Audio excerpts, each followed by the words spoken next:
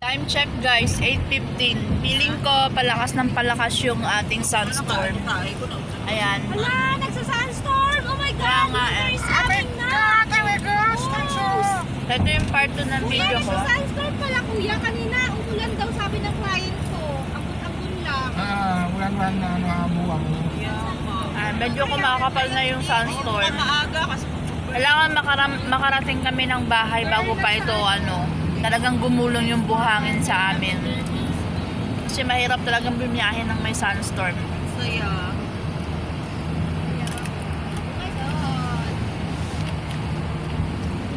Saan pala yung team CAF?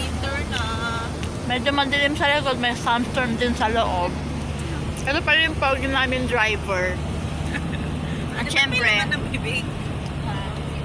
Money. nagkakain ako dito. Tuloy ka na ng camera. Buto ni Ate Lisa. Para wala yung sunstorm.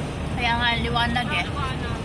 Pero may sunstorm talaga yan guys. Ayun, nakikita nyo yung alikabok banda roon. Doon, di ba? Kasi, Maliwanag lang talaga yung camera ko. Pero Ano yan? Kamote! Kamote? So, ayan na yung Almajud Tower. Medyo malapit na kami.